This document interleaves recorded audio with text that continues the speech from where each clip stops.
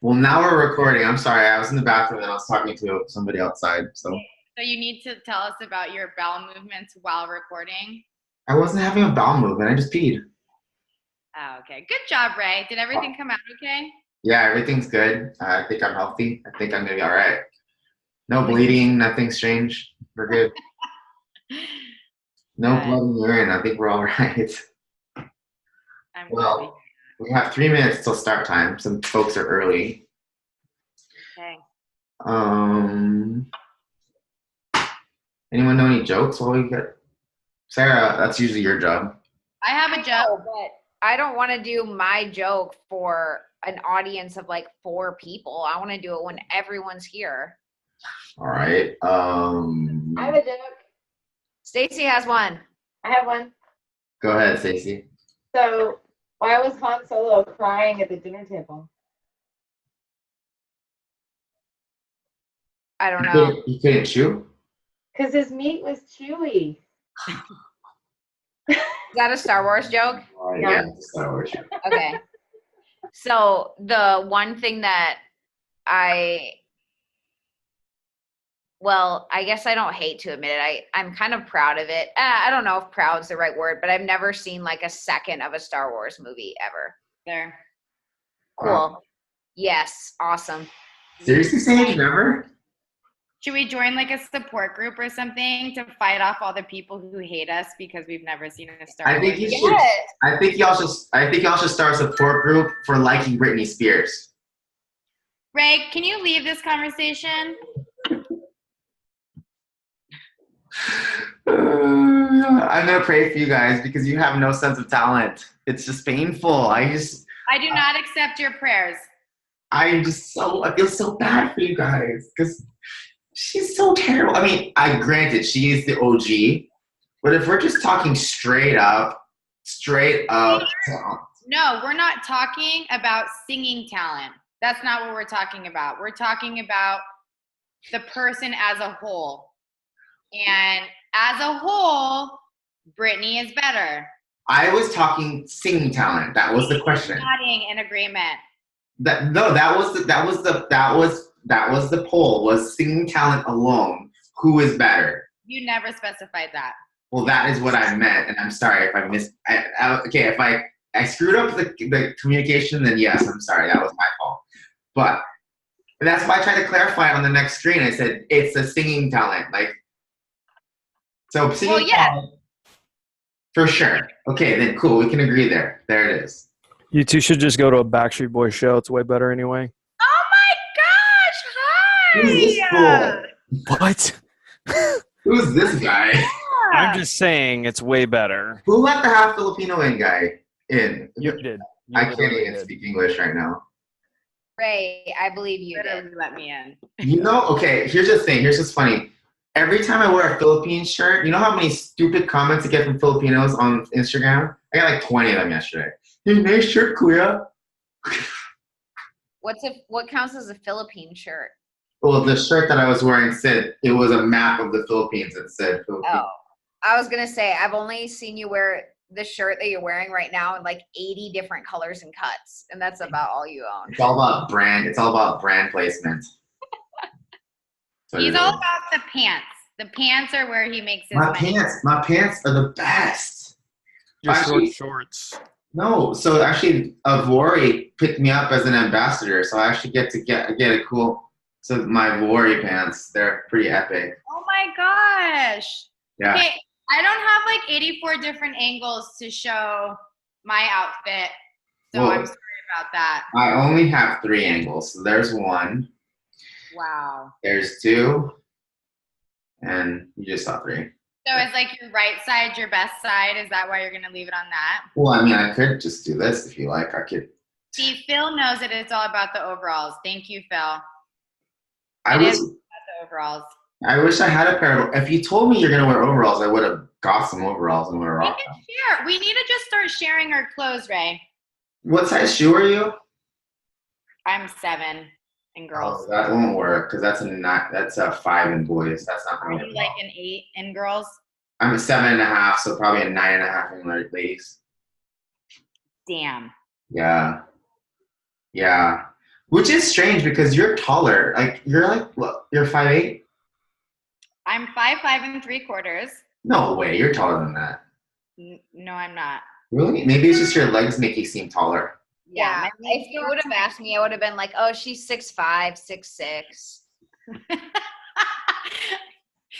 It's about the same. Towering over Ray. All right. Well, I'm gonna stop talking now. So, oh, actually, announcements. Do we have any announcements? Yeah. Okay. The only announcement before I hand this off to Sarah and Sage is the announcement is for the next foreseeable future. If you have any friends that want to sit in for a free meeting, just let them know to come hang out with us. It could be a Tuesday. It could be a Thursday. If they want to just talk to me, I'll open that up too. So. If They you can have also talk to me because I'm nicer and funnier. yeah, it's true. It's true. And I've got more hair. Narcy's here right now. Yeah. Hi. Open up your microphone, Narcy. Narcy's not in his car. That's new. He's always in a car. Yeah, I'm at work today. How are you, Sage? I'm doing so good. That sucks that you're like a normal person that has to be at work right now. He's a I know it cop. sucks. Huh? So lame. Super lame. Yep. I got to get down and see you guys down there. Yeah. How about tomorrow? Oh. Work. Oh, you can just tell them you're investigating something in Bonzel. That I can do. I can go down for a good lunch down in San Diego too. There you go. At least stop by and say hi. Yeah, All right. I will. Cool. All right. Well, I'm going to hand off now to Sarah, who's going to run the show, and I'm just going to close my microphone now and just sit and look pretty because that's what I'm really good for. Well, see you later. All right, cool. So, guys, we're going to go ahead and get started. We have a special guest with us today. If you didn't already hear her talking, it's Sage. She's like 2 people over from me if you're looking at the whole group of everyone. Hopefully you've heard of her before. If not, you're doing something wrong because we've been talking about her a lot for the past like month, hyping her up to get you guys excited for this call. So before I hand it over to her and get her talking about her thing, I want to kind of talk about the homework assignment that we had you guys do. So this week, we had you pick 3 and only 3 words that you would use to describe a warrior. And when I put this homework assignment out there for you guys, first thing I did was go to Webster's dictionary and see like, hey, actually, what do they define warrior as? And so I'm going to go all best man speech on you guys right now. Webster's dictionary defines a warrior as a person engaged in warfare. Wow. So looking at all of your responses. That's anticlimactic. Yeah, it was so anticlimactic. I thought there was going to be fireworks and something like that. Super lame. Anyway, weirdly enough, nobody submitted that exact definition as the 3 words that they used to describe warrior. So before I hand it over to Sage, I'm going to tell you guys the 5 that I saw come up again and again and again throughout all of your responses. And those 5 things were perseverance, someone with determination, someone with dedication, someone who's passionate, and someone who is brave. And there was a ton of other things you guys said that were awesome, but these were the ones that came up over and over and over and over and over again. And I think that describes a warrior a lot more than Webster's dictionary. So we're better than the dictionary. Awesome job, guys. Way better. From here, what I'm going to do is turn it over to Sage, and she's going to kind of talk about what being a warrior means to her and all the different roles she plays in her life, like athlete, coach, mom, human being, all that stuff. So Sage, you can go ahead and take it away. The floor is yours. All right. Well, thank you guys for showing up today and setting aside time to listen to me ramble. I'm really excited to be here with all of you. And Ray, you're so awesome for providing something like this for everybody. I didn't prepare a lot because I like the idea of just kind of speaking freely and just sort of being myself and being vulnerable. And sometimes when I prepare too much, it just sounds like really scripted. And I didn't want that to be the case. So basically 3 words for me. Okay, well, we're going to start off and we're going to get real deep right from the get-go, okay? I went through a divorce about 2 years ago, And I took a really, really good hard look at myself, and I hated the person that was looking back at me in the mirror. And so I was miserable to be around. I was a miserable wife to have. I was a decent mom, but I wouldn't say that I was a happy mom. I wasn't an amazing athlete. I could coach people in technique, but I wouldn't qualify myself as a amazing coach. And everything I was doing just felt really mediocre, really subpar, and it was making me extremely unhappy. So desperate times call for desperate measures. I basically was like, this has got to stop. I need a change starting right now. And I always kind of knew, I don't mean this to sound narcissistic. It's going to sound narcissistic, but I always knew that I was meant to be better than how I was behaving. I knew that there was something about me that was different, that was special. Again, you're never supposed to think that you're special or different, but there was just something inside of me that felt that. And I wanted to explore that and see why I was feeling this pull from inside of me. And who grew up watching Xena the Warrior Princess? Abdul immediately was like, right here. Right? To me, I grew up watching her, and to me, she was so badass. I looked at her and I was like, I want to be just like that. And that's a warrior to me. So I sat down one day, I was like, what does it mean to be a warrior? And I asked myself the same question I asked you guys. What are 3 words that define a warrior? To me, it was grit, passion, and just straight up stubbornness. To me, that's a warrior. And so I'll kind of talk about that a little bit. So passion to me kind of goes hand in hand with being emotional. And I have always, if you talk to anybody in my family, they will tell you I'm a very emotional person. They may add the word in unstable, but I prefer to leave that out. I just like emotional, okay? Thanks, Abdul, for shaking your head.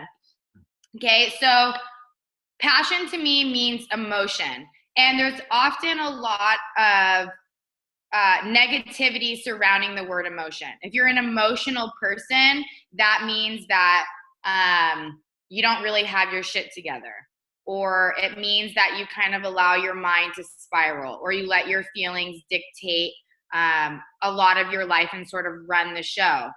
And I would agree with that in some sense, but I also think emotion can be a very beautiful thing. Think about all of the greatest athletes in this world. All of them are very emotional. They scream, they yell, they cry, they have war cries, they get mad, they get super happy. They have all of the emotions. Okay, they're not usually people that are very stoic and, don't have that little bite to them, right? And so I think emotion can be really, really beautiful. And to me, passion seems like just a little bit more positive word for that. Anyone who's really passionate about what they do, they're going to have emotion.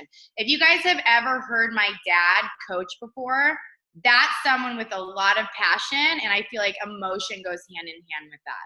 So I wanted to spin the fact that I had a lot of emotion. I'm like, okay, no, I'm just passionate about everything that I do. And that way I embrace all of my emotion with a lot more love, as opposed to being like, I'm just fucking emotionally, oh, am I allowed to cuss on this thing? Okay, I'm just emotionally unstable, and that's a really negative thing. So that's the first word that would explain a warrior to me. The second one is stubbornness, okay?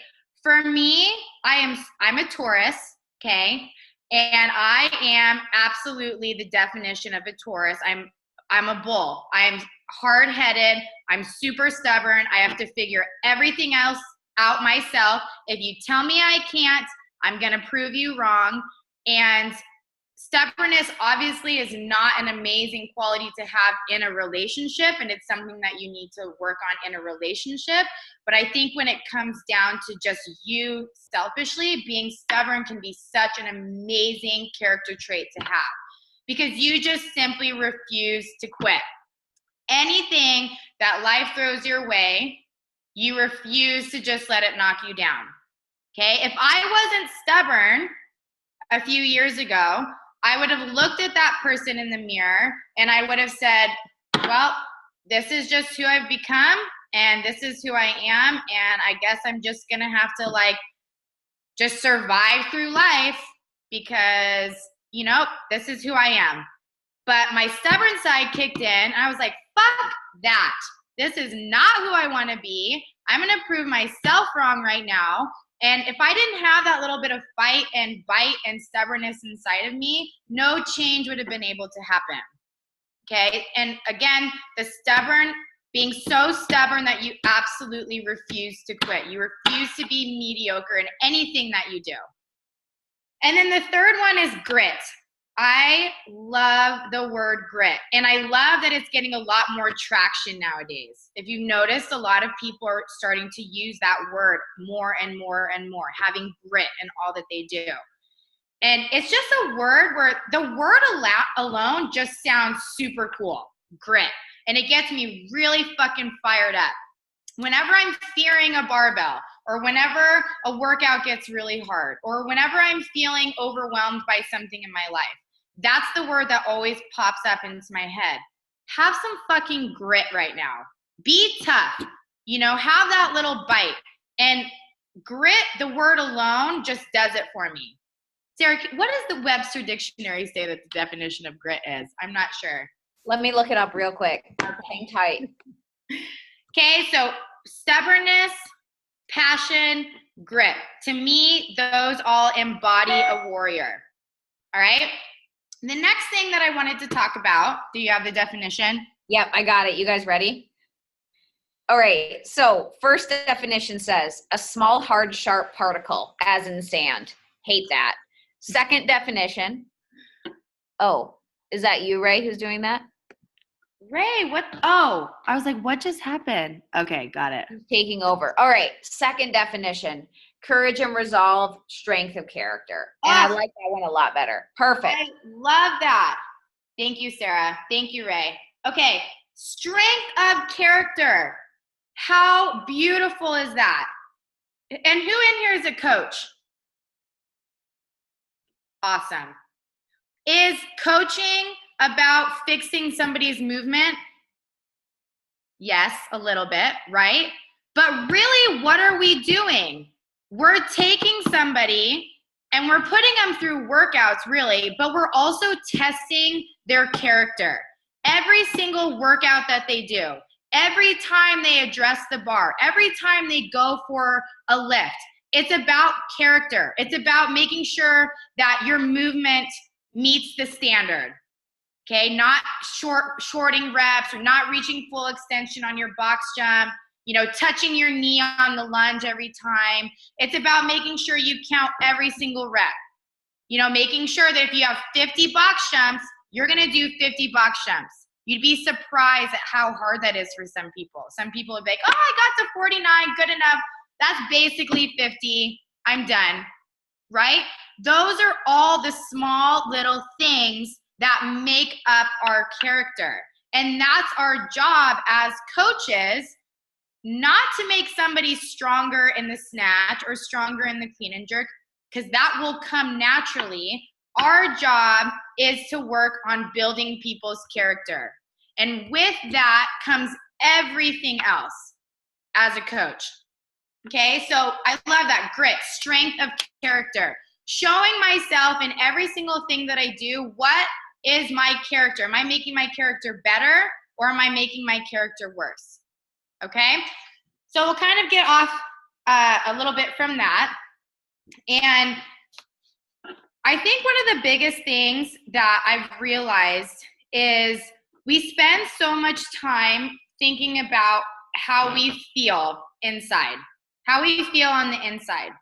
And usually our feelings on the inside they tend to dictate what our body language looks like on the outside, right? It's how we know that somebody is having a hard day, okay? It's their body language that's showing us. Maybe they're not standing up straight, their chest is kind of caved, their posture isn't great. Maybe their face is just a little bit sad, whatever. The body language is telling us how that they're feeling on the inside.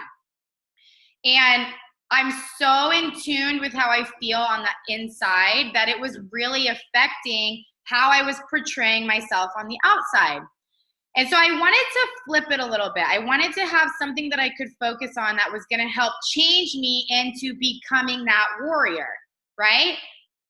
For me, it was viewing myself from the outside and understanding that how I looked on the outside was going to dictate how I felt on the inside. How I looked on the outside, I had way more control over. We don't always have control over our feelings on the inside, but we do have control over how we carry ourselves on the outside. For example, how many of you feel a lot better about yourself when you put I know Abdul, when you put makeup on in the morning, right? You feel so much better about yourself. When you do your hair, when you put on some cute clothes, how many of you feel so much better when doing that? Anybody? Okay. Michelle's like, woo, right? You're taking the time to look presentable on the outside, and naturally that's going to make you feel so much more confident on the inside.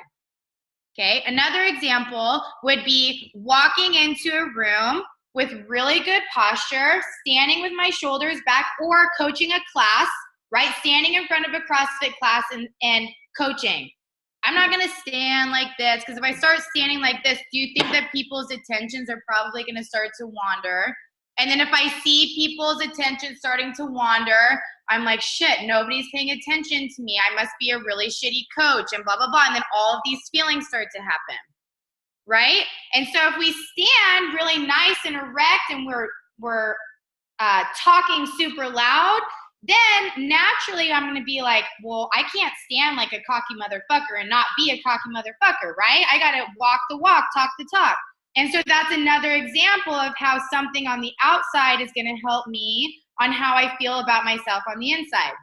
The last example would be walking up to a barbell, okay? If I walk up to a barbell that I'm a little afraid of, and I walk up and I'm really tentative and I'm like fidgeting a lot and my breathing's really heightened, my body's going to respond accordingly. My movement's probably going to be very tentative. I'm probably not going to give it everything that I have when I lift that barbell up off the ground. But if I look out at myself from the outside looking in, and I'm walking up to that barbell like a badass bitch, right? I fucking chalk up with purpose. Every step that I take up to that bar, I step strong. When I grab that bar, I'm grabbing it with purpose, super gripping, super tight. All of those things right there are firing me up in the best possible way, and I'm going to attack that bar. Okay, so for me, being a warrior starts with how you carry yourself on the outside, not about how you feel on the inside. Understanding that that's a process. That process will take a little bit of time. But the change that you can make right now that won't take a lot of time is how your body looks on the outside, how you carry yourself on the outside. Does that make sense? Yeah. How many of you guys feel like your feelings often dictate your whole entire day? Anybody? Definitely. Right? We wake up and we're just not really feeling ourselves. We're not feeling great. It's really easy to let that spiral. And before we know it, at the end of the day, we're like, I just wasted that whole fucking day because of how I started in the very first initial 5 minutes of waking up. So those first 5 minutes of waking up, you're going to have those words, those 3 words that you use to define a warrior. You're going to put them somewhere where you can see them. It could be a Post-it note on your mirror. You can make, when we did our little ladies fitcation thing, we had little vision boards where people wrote up everything that they wanted to be as a woman or as a man. Okay, it could be words, could be pictures, could be glitter, could be bows, whatever you want, bedazzle it, I don't care. Whatever gets you that reminder of this is who I want to be. And then that's going to kind of give you that little kick in the ass. Well, go ahead and start acting like it. Okay, get your hair together, put some makeup on, put some cute clothes on, and you're setting the stage for how the rest of the day is going to go. You're setting yourself up for success. Okay? That's all that I was going to talk about with the warrior thing. I don't have much more. What I wanted, and I asked Ray, I was like, I don't think I can talk for an hour about being a warrior because people are going to get so tired of hearing me basically say the same thing over and over and over again in a bunch of different ways. And I don't want to ramble. I've been in a speech before. Abdul got fired up. Okay. I've been in a lecture before, a mindset lecture, where there was so many good points, but it went on for like 45 minutes. And I was like, okay, we get it. I'm over it. And I couldn't even be receptive to the things that she said later. So I don't want to talk much more about it, but I do want to open the floor to any questions that you guys might have about coaching, about mom life or parenting life, because I have 2 kids, so I'm pretty much an expert, right? How do I see? Okay, do I have any examples of your athletes growing as warriors? Yes, I do. All right, so I have this one athlete, and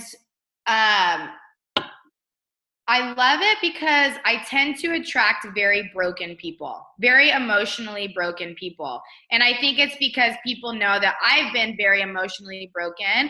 And even though I am so far from being absolutely resilient and perfect, I am at least trying every single day to break out of that. And so I have this really young kid who has so much potential, so much God-given talent. And he's so strong and he's flexible and he's athletic. He has all of the necessary requirements for being an incredible weightlifter. But he struggles mentally a lot. And last summer, he ended up getting hurt. And he hurt his wrist really bad. And he's only been in this sport for about 2.5, 3 years. And hurting your wrist is one of the worst injuries that you guys can have. I'm sure, people turn that barbell over, they don't get their elbows up all the way, and they jam that wrist, right? Or fracture or break it or whatever. It's a bitch to recover from. And not only that, but the confidence that is lost when that happens can be very severe. It's already hard to pull yourself underneath the bar when the weight feels really fucking heavy, right? So on top of that, add in an injury to the wrist, and that's all you're thinking about every time you walk up to a heavy ass clean, because it happened to him on a clean, okay? And so he started slowly coming back. His wrist was starting to get better. Finally, he could move the way that he wanted to move and start getting heavier in weights again. And we started getting back up to the weight that he originally hurt his wrist with. And that's when the mind fuck started to happen. That's when it started to get really mental for him. And that's when he started clerking. Who knows what clerking is? Okay, basically when you go for a lift and you get so in your head that you deadlift it and you're like, fuck that, and you don't even jump, you don't even, really does. You don't even jump, you don't even try to get underneath it, right? You basically it's paralysis by analysis, okay? And so he started clerking a lot, and he'd never experienced that before. His whole entire I read Clark, and so I almost said his okay, forget it, okay? So his whole entire weightlifting career, everything had come so easy to him. And he had so many people saying, oh my gosh, look at how much potential you have. Look at how good you are already. You're going to be top 10 at nationals, and then you're going to podium the year after that. And he's like, yeah, I'm feeling good. Weightlifting is easy. This is awesome. I'm meant to do this. I'm born to do this. And then all of a sudden, that roadblock happens. And he's like, I suck at this sport. There's no way I'm going to come back from this. Look at me clerking it. And he was going to quit. He was going to quit. And as a coach, it was hard because I thought to myself, this wrist injury is the best thing that could have ever happened to him, because we always see the big picture, right? So I was almost grateful that this happened, because I was like, now he's going to be humbled. Now he's going to have to work for all of that talent. He's going to have to work to get himself back up on that podium. And as we know, weightlifting is not about how much you can lift. It's about building that character. And I knew that his character was going to have to be built from this injury. So we went and we did a local competition. And I've never seen him so fearful in my life back in the back warm-up room. And I was like, I don't know what is going to happen right now. What is going to happen as he goes out for his first attempt? And he ended up bombing out. It was the worst possible scenario that one could imagine. So not only was his confidence shot, but we're working it a little bit in training, and we're like, okay, but you're definitely a competitor. When you get into competition, you rise up, you're going to be fine. And he goes to competition, and that doesn't happen. And he bombs out. And it's so hard to see your athletes suffering and struggling emotionally and beating themselves up, while also saying to yourself, this is so good that this is happening to him. This is so awesome. And trying to kind of navigate through that with being emotionally supportive, but not coddling. And that's sometimes where I need to work on as a coach, is I feel so much for them that I want to coddle them. And then on the other side, I want to be like, fucking figure it out. You're an adult. You get to choose how you respond in this moment. I'm not going to talk you in or out of whether or not you want to be a weightlifter, or whether or not you want to quit or keep fighting right now. Because if I have to talk you out of that, it's coming from me and it's not coming from you. And that might be great for instant gratification and for getting me to do what I want you to do right now. But down the line, that's not going to pay off. It's up to you. Don't put this pressure on me. Don't put this expectation on me to get you back into a good mental mindset.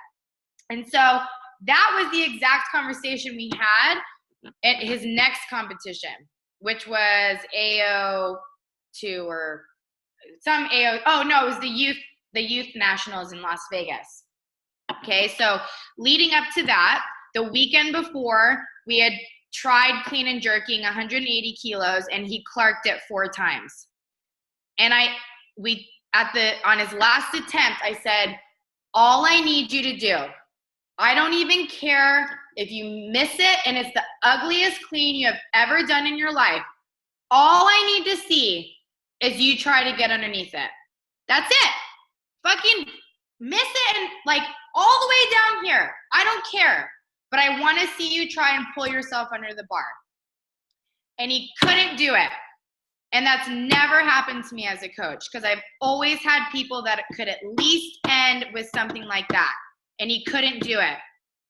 So I had to have a little talk. I'm like, okay, this is what it is. You can either make a big deal out of this, or you can let it go and we can just go to this meet and whatever. And then when we got to that meet, that was the conversation that we had about, this is either me talking you into it, or it's your turn to step up and to show yourself that you still have what it takes to be good. You still have that fire inside of you. Prove it to yourself right now. And at that competition, he was so afraid. I could feel it. I could see it. He was so fearful going into those clean and jerks. And he ended up going 3 for 3. Thank God. Because I don't know what I would have done if it didn't go as planned. And that to me was being a warrior. You can be as afraid as you want to be. You could have everything leading up to battle day, competition day, absolutely go to shit. But when you step onto that arena, you step up onto that platform, you get to dictate where it goes from there. And you get to dictate whether you're going to rise up or whether you're going to buckle under pressure. And it sounds so cheesy, and it's like, well, it's just fucking weightlifting, relax, there's way more important things. But what you do on the platform says a lot about what you do in every other aspect of your life, right? So you have to prove to yourself how you're going to respond to those sort of things. And it starts on the platform. And so I was so proud of him. That was the longest story ever, but that was an example of how one of my athletes showed me that they were a warrior.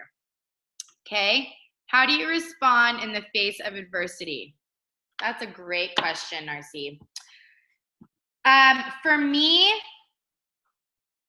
I feel like there's stages. So my first stage tends to be that I have a little bit of a pity party. When things don't go my way and things don't go according to plan, I'm like, what the fuck?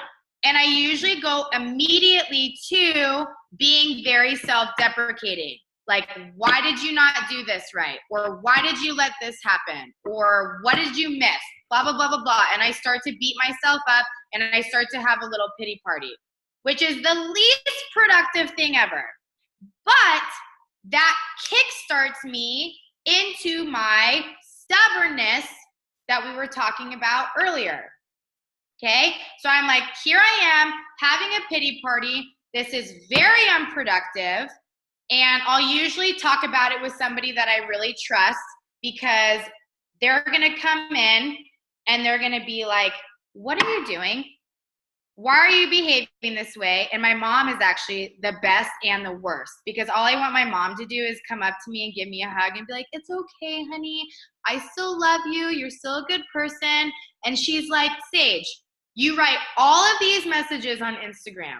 You are a coach to all of these people, and you say all of these things that you expect other people to be, and you're sitting here right now and you're feeling bad for yourself and you're beating yourself up. That's not a very good representation of what you want to show people. You're not being authentic, and you're not being genuine with the messages that you're sending out. And I'm like, oh, God, punch to the stomach. You're so right. And that just sort of kickstarts me into, okay, what's my next course of action? And I read something the other day that I really loved, and it kind of, to me, it goes hand in hand with adversity, but it was depression. And what are things that make depression better? And what are things that make my depression worse? And she had this list of both. And I can't remember the list exactly, but it was basically like, here are all the things that make my depression worse. Being self-deprecating, drinking alcohol, eating my feelings, not working out. And it was very black and white. And I'm like, okay, well, I just did all of those things when something happened to me. That adversity came into my place. I just did all those things.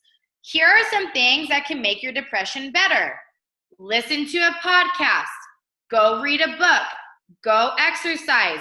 Go be around your very supportive friends who are also expecting you to be how you want to be. These are all of the things that are going to make your depression better. These are all the things that are going to get you out of that phase of, I just dealt with something that was challenging for me that I didn't like, but now I have to do something about it. So I would say that that's how I deal with it. I talk about it with someone who's going to kick my ass into gear. And then I remember that list. And then my stubbornness kicks in. And then I remember that list. If I continue to do these things, I'm not going to pull myself out of this rut. But if I go over here and I do these productive things that I know will work, I'm going to kickstart me and get me back on track to where I need to be. I hope that answered your question, Narcy. Okay. Someone else asked me a question.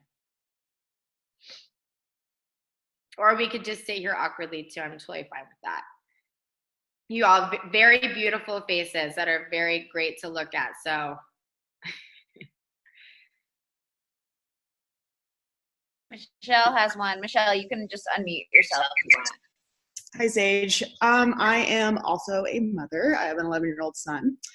And I find it very difficult in general as a mother and just as an individual to keep my identity, not just wrapping my entire identity up in being a mom or being a wife, but how do you find yourself splitting your time evenly, I guess, or what have you felt you've done to create somewhat of a balance in your life between momhood and also just pursuing your passion for what you do? Oh, I love that question.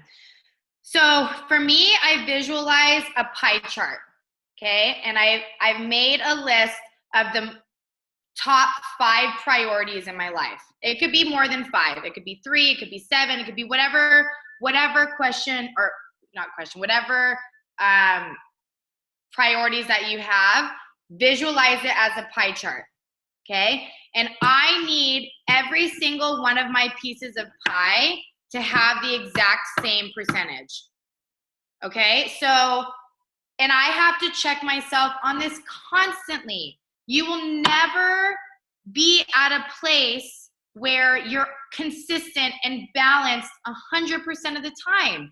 We're human and it's just not going to happen. But the great thing about that is every time you slip up and you start to realize that you're maybe giving more to one aspect of your life than another, you can kind of kick your ass back into gear. Okay, but it's something that you have to stay very honest with yourself about and very self-aware. And I like to keep that pie chart where I can see it so that I know these are all the things that I need to give some time and give some energy to today. And I literally plan it out. So I plan out time with my kids, which sounds super fucked up, right? I plan out time for training. I plan out time for reading. I plan out time where I'm literally not doing anything, okay? I plan out time for my athletes. And so I know that if I've blocked off this amount of time for my kids, my phone is over there. I'm not allowing my mind to think about anything else. I'm there and I'm present and I'm doing I'm being exactly my 100% self with them. All of my energy, all of my focus is on them. That way, on the next chunk of time, I don't have to be saying to myself, oh my gosh, like I'm here at the gym and I should be spending time with my kids right now. And I'm such a horrible mother and I'm being selfish. So you know what? Fuck it. I shouldn't even train at all. I'm just going to go and I'm going to be with my kids. But the problem with that is now I'm only giving them probably 50% of myself because I'm thinking about the fact that I want to be training. So I can take that chunk of time that I've factored in for training and be like, I'm going to be here. I'm going to be present and I'm going to give training my 100% effort and focus and energy because I had time with my kids. And later in the day, I know that I'm going to be getting my stuff done with work and I can be fully invested then. Being as organized as possible and as specific as possible is the best way to set yourself up for success. And then obviously life happens, you know, maybe for whatever reason your kid gets sick one day and you don't get to have that time at the gym, or maybe it was like crazy with your kids and you want to like seriously punch them in the face because they're being dicks and you're like, you know what, I'm just going to go and I'm going to train today. There's going to be times when that happens and that's okay. But 90% of the time, if you can just stick to that schedule, you'll feel so much better because you're giving your best self to each of the things that are most important to you in your life. That would be my answer. Okay. You talked about showing different than your true emotions. I also think there's a fine line between that and not being true to yourself and vulnerable enough. Thoughts? That's very good. Okay, so has anybody heard of Brené Brown, the author? She talks about, she's an incredible author, and basically she talks a lot about vulnerability and how important it is. And it's something that I have been exploring a lot because in my household growing up, if you weren't happy or if you were feeling emotional, the solution was, okay, you need to put a smile on, go out there and pretend like everything's fine. And I'm not blaming my parents. I'm not blaming anything. I'm not like, oh my gosh, it's like so much emotional trauma. That's not what I'm saying. It was just matter of fact. That's how it was in my house. And so for me, it was like any form of emotion needs to be suppressed. It cannot be shown because everybody out on the outside world needs to think that you're totally fine and you have your shit together and there's nothing wrong with you. That's what's important. And so that's what I grew up believing.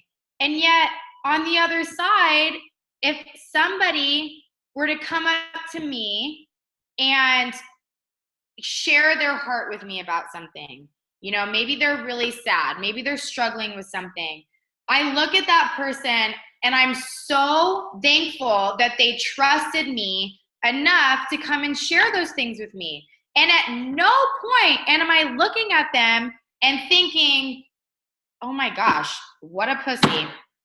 You know, look at this person. They don't have their life together at all. Look at how fucked up they are. No, I'm like, this is so awesome if you're getting this off your chest. You're talking about this with me. Now I feel like you confided in me. Maybe I can come and I can confide in you, right? Maybe that's where this trust starts to build off. And I can confide in you so that not only do you feel like there's trust within our relationship, but I'm also secretly telling you, subconsciously telling you, you came to me expressing that you're having a hard time, but I also know and respect you enough to think that you're strong enough to also help me with my issues as well, which is huge. Because how many of you guys have those friends where you're like, they're going through a lot right now and I don't want to burden them with what I'm going through, right?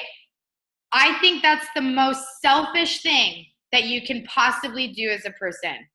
You're basically telling that person, I'm strong enough to take on your problems. You're not strong enough to take on mine. And it seems kind of twisted and backwards because you're like, no, I'm being very selfless. I'm letting them deal with their shit and I'm not burdening them with mine. But it's the exact opposite. If you share how you feel with someone, you're reinforcing you're strong enough to handle my problems and I'm strong enough to handle yours. And together we can come together and be a team and we're going to help each other through this. And that's really powerful. So that's a really long roundabout way of getting back to, yes, you should represent yourself on the outside the way that you want to feel on the inside. Okay? So if you're having a really hard day, emotional day, you need to still be like, I got to buck up. I got to do this today. I got to carry myself with pride. I got to carry myself with confidence. I have to get through. But don't be afraid to be vulnerable and show emotion to people that you feel safe with, because that in turn starts this whole entire cycle of people feeling confident to do the same with themselves. Does that make sense? I hope that answers the question. Okay. There really is true strength in being vulnerable. I totally agree, Ray. Okay, have you ever faced a situation where being stubborn is just not enough? If so, what did you do? Yeah, I mean, I guess well, I don't know. I would like to say there's sometimes when you're like, okay, well, I just got to let it go. You know, I just got to let go of this. I can't be stubborn. And I think that that's something that you'll really feel on the inside. It's kind of like, for example, if you're in a relationship with somebody and it's really back and forth, and sometimes you guys break up and then you get back together and then you break up and then you get back together, and then all of a sudden you're just like, I can't do it anymore. And you're so ready to let go of that person and you don't really hurt from it anymore. And it only brings on feelings of like calm and comfort and certainty. That's when you know that it's the right time to let go. okay? But if there's still something inside of you that's feeling like, I'm not ready, this isn't right, there's something that's still missing, that's when I think that you should still continue to be stubborn and keep fighting and figure it out. Figure something out, because you're not ready to let go yet. That would be my answer to that. But what time is it? Do I have any other questions? I don't want to talk your guys' ears off. Even though I do love talking a lot. Abdul says that's what we want. And then he says, you do talk a lot. Well, I could have guessed that from all of your stuff that I've seen with you. But Sage, I think you've said really, really awesome stuff. Does anyone have any other questions? Or maybe not a question, but something you want to add to something that Sage said? Some thoughts on your 3 words that you chose as a warrior? Now's your chance. If nobody says anything in 30 seconds, I'm going to close the call and we're completely done. And that's a threat. Michelle's got something. Yes. I mean, I'll just keep asking questions. Yeah, Michelle, go for it.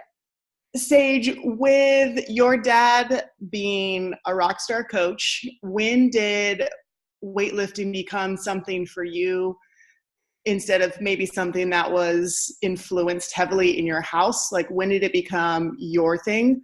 And coming up and living in a household that obviously demanded excellence in all things, being a military family and all of that. But when did his kind of passion for what he did in his life, obviously you're exposed to it, but when did it become yours? I love that question. Honestly, I had a love and passion for this sport since I was little. It was something that I never questioned. My dad never had to push me to go and train. He never had to get on my ass about being in the gym or working hard or trying hard. It was just something that was innately inside of me. I really loved it. I truly did love it right from the start, and I have only ever continued to love it. I would say around 14, I would say coaching the sport, around 14 is when I held my very first seminar. And I would always introduce myself as, hi, I'm Sage Burgener. I'm Coach Burgener's daughter. And I remember I think I was about 17 or something. And somebody was like, you need to stop introducing yourself that way. I was like, what do you mean? And they're like, stop introducing yourself as Sage Burgener, Coach Burgener's daughter. And they're like, you have your own identity, you have your own style of coaching, which incidentally is very similar to my dad. Okay, we yell a lot. But also very opposite. Right, we can be very opposite as well. But they're like, you have your own style of coaching, and your dad has his style. Embrace your style. And I was like, oh, that's super awesome. And so I would say that was around the time where I kind of started to think I got to make a name for myself. And then when I got married, it was actually really good because I changed my name. And so I didn't have that Burgener name attached to me anymore. And it was a little bit scary because I had always had that sort of comfort going into a gym or walking in somewhere. And I made it a point to not say, I'm Sage Mertz, but my maiden name's Burgener. Because I was like, if I do that, then I'm attaching myself to that and I'm not creating an identity for myself. So that was really good for me to have to force myself to do that. And then I moved to Italy, and the certain courses weren't as popular there. So people were like, we have no idea who the fuck you are, but I mean, you're good at coaching. And so that just, again, built my confidence to being like, this is my thing. I'm my own coach. And I didn't feel attached to my dad in that way. Now, when did it become my own thing as an athlete? And I bring up this because I feel like this is really important for people. I did not start doing weightlifting for myself until about 2 years ago. Weightlifting leading up to about 2 years ago was always about proving myself to my dad or to my coaches. It was about getting approval. It was about, well, what do you think my potential is? Where do you think I can go with this? And I love my dad, but he's very old school and he does not blow smoke up your ass. And so my whole entire life, my dad was like, Sage, let's look at your legs and I want you to tell me, are those the legs of a weightlifter? I'm like, well, no. And he's like, you're not gonna be an Olympian. Like, you're not gonna go far in this sport. You don't have the leg strength. You don't have the physical capabilities. You work your ass off and you train really hard, but you're just not gonna get to that level. And hearing that, at first, I was like, okay, well, my dad doesn't think I can do this.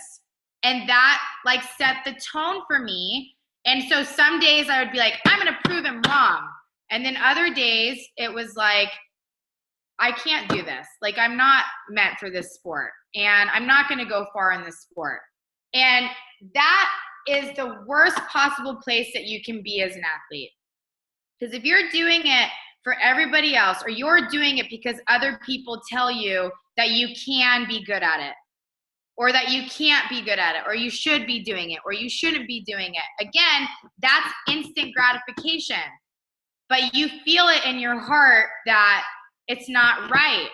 And so finally, it was, I'm not gonna do this for anybody but me. And I don't care if I get to the national level. I don't care where I go. I don't care how much I lift. Every single thing is going to be for me. Every time I walk up to a bar, I'm going to say to myself, I'm doing this lift for me. I'm not doing this because someone's watching me. I'm not doing this because I'm going to videotape it and I want everyone on Instagram to see. I'm not doing this because I'm trying to prove something to my dad, right or wrong. I'm doing this because I need to show myself that I choose me and I choose for this to be important for me. And everything from then on was like, the numbers will come if they come, but how awesome is it that I feel so worthy that I can just do something solely for me and not for anybody else? What does that tell you about your self-love? You actually really love yourself if you're willing to do that. So that took me a long time though, and that didn't happen until about 2 years ago. And you have to hold yourself accountable with it all the time, because still sometimes I'll find myself like going for a heavy lift and I look around the room and I'm like, okay, where's my coach? I need him to watch this because I need that like extra motivation. So sometimes I have to train myself and I'm like, wait till he walks out of the room. He's not gonna watch. You don't get to have him in the room. You don't get to have anybody watching you. You're just gonna do this for yourself. And it's really fucking hard to do that sometimes, because we need that little motivation and pull and drive. And there's a time and a place for that. But sometimes you have to do it just for you too. Okay? What are your plans for coaching in the future of weightlifting? So for me, like my dad keeps on telling me, you got to go and, coach these lifters at national competitions. You got to get your senior international certification. You got to make all these steps. It's never been about that for me. For coaching for me is just about making a good athlete great. And great could mean so many different things. Great could just mean their mental game. I don't want to take a great athlete who's already there and take them all the way to nationals or to the Olympics or whatever. That's not a priority for me. I want to take the people who have maybe felt at some point that they weren't meant to do this sport, right? That they shouldn't be doing this sport because they don't have the genetic capability for it. I want to take those people and I want to teach them that it doesn't matter. It's just about doing the best that you can that day and helping them find empowerment that way. Okay, so wherever that takes me, that takes me, but I don't have any like, I want to take an athlete to an international competition. That's never the goal for me for coaching. Oh, I don't know what's happening. Okay, so can everyone still hear me? Because something just happened. There we go. Okay.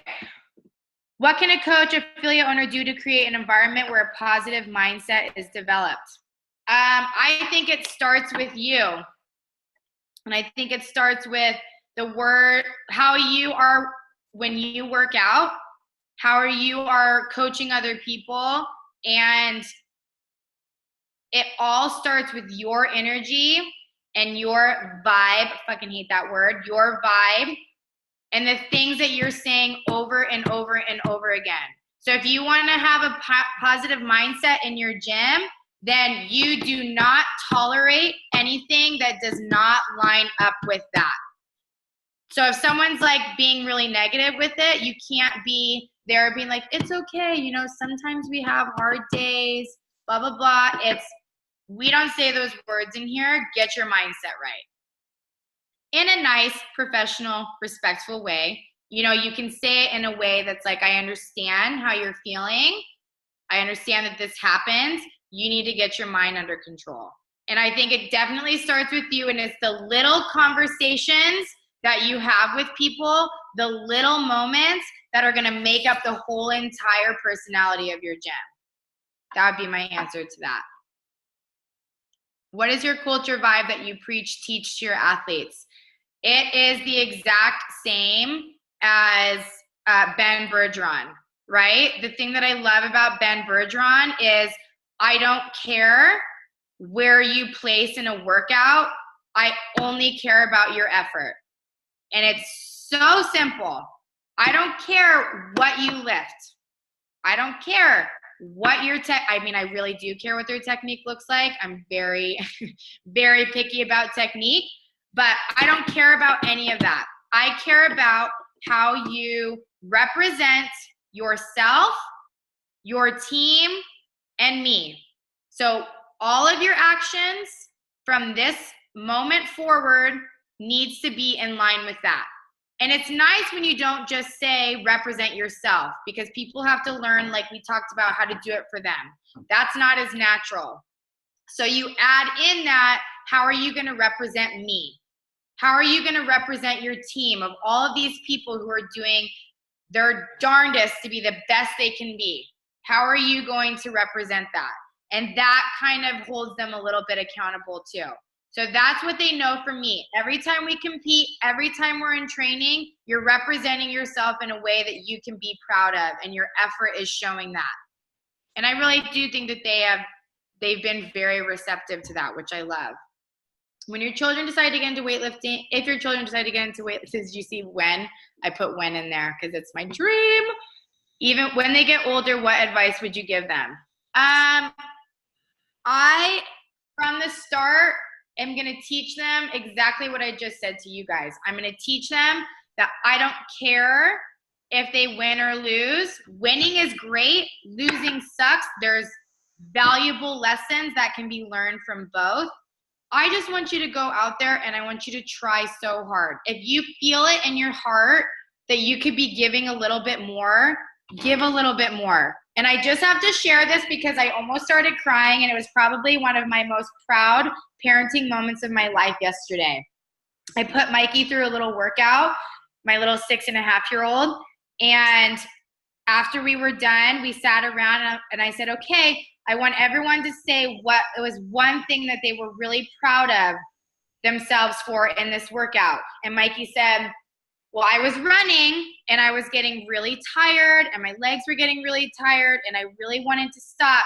But I remembered that in competition, you can't stop. And so I went harder and I tried harder. And I was like, oh my God, I love you so much right now. I forgive you for everything else that you do to me, right? So that to me was the most beautiful thing. And it was telling me he gets it. It's about his effort and it's about giving every single thing that he has. And I also want to make sure that he knows that it's not about me.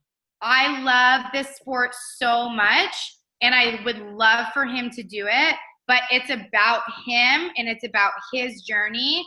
And I want him to do this because he wants to do it, not because I want him to do it. Because anytime he talks about me where he's like, well, you know, what does your mom like to do? It's always like working out. She loves training. She loves lifting. She loves being in a CrossFit gym. And so I know that there's going to be part of him and part of my daughter that's like, well, I got to do this to make my mom happy. And so I want to always relay that this should be about him. It's not going to be about me. Yes, we can only take a group picture if you admit your team, Brittany. Overall talent, not singing voice, overall. Oh my gosh. Not gonna happen. But anyways, ready? 3, 2, 1. Smile. Okay. Awesome. Thank you guys so much. I think I answered all the questions on the little chat thing. I didn't? I think we're good. Yeah. Thank you, Sage. Thank you, everybody. You guys are awesome. And hopefully I'll chat with you all soon again at some point. Cool. I'll see you tomorrow. If anyone wants to come tomorrow, 10 a.m. See ya. Yeah.